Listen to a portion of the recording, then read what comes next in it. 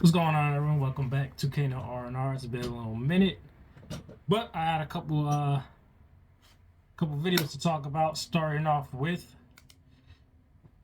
Across the Spider-Verse. I'm gonna do two separate reviews. So I'm gonna do this one, and I'm gonna do another one with spoilers. So this one I'm gonna keep nice and clean, spoiler-free, and we're just gonna dive into it. There's a lot of stuff I could say about this movie, but at the same time, a lot I can't say without spoiling. So diving right into it. See, I've said I'm diving into it. I don't even know what I'm diving into. Like, what do I say about? Okay, starting off, I got two nitpicks. Again, I can't think of a single bad thing about this movie. Okay, yeah. So I'll see the nitpicks because there's spoilers for the next video. So go check that out if you're interested to hear. One thing I can throw in there though that is bad, but this movie's kind of long. Like towards the end, I was like checking my watch, not because I wanted it to end, but I was like, I don't want it to stop. But I'm surprised this movie is as long as it is.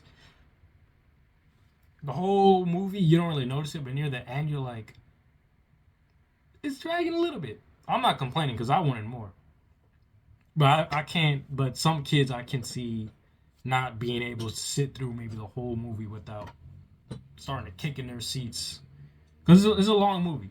So that's a nitpick, and I'll leave the other two for the next video.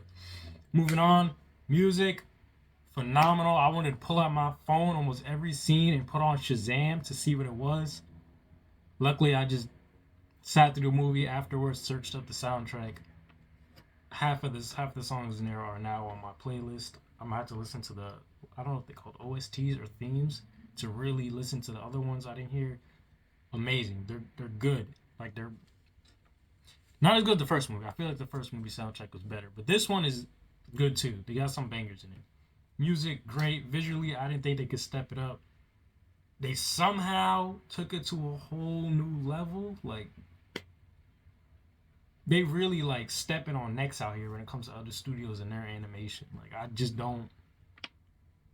It's hard to comprehend how did they. It took years to make, obviously, but like the first one was so visually appealing and they stepped it up. There was times where I was just like, this is beautiful.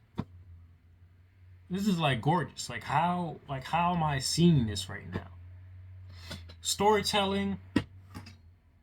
Storytelling was. I'm not gonna say it's basic, but they were like redefining what it means to be Spider-Man. Like they took, I guess, the Spider-Man tropes and the things you know about Spider-Man, the typical things you see in every movie, and they put a little twist on it, but kind of kept it the same. They just added more stakes to what we already know, and it was like they just did that.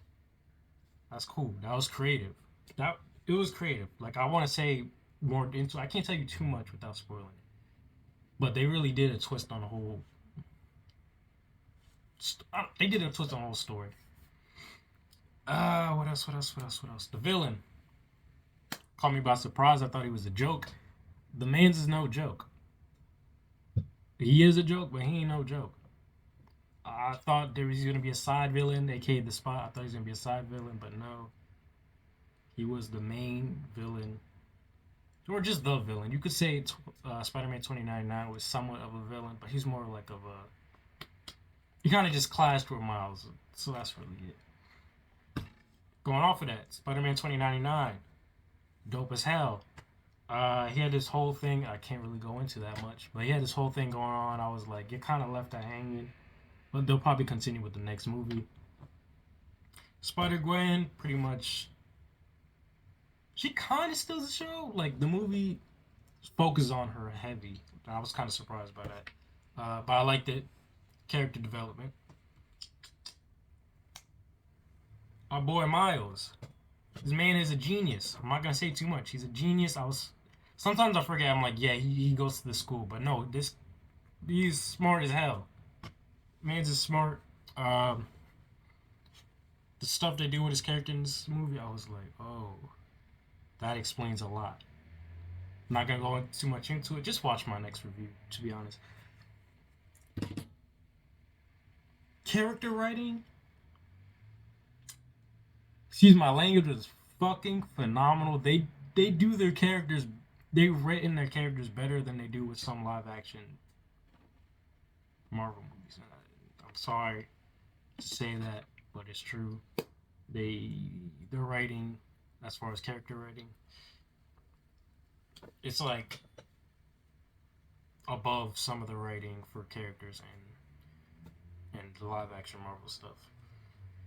But yeah, there's so much I want to say, so I'm just gonna save it for my spoiler review. It should be uploaded by the time this one's uploaded, so go check it out if you want to really see me get in depth. I said in depth of this whole review. Thanks for watching. Subscribe if you're new. And take care. If you haven't seen the movie, I highly recommend it. It's definitely movie theater worthy. That being said, I'm out.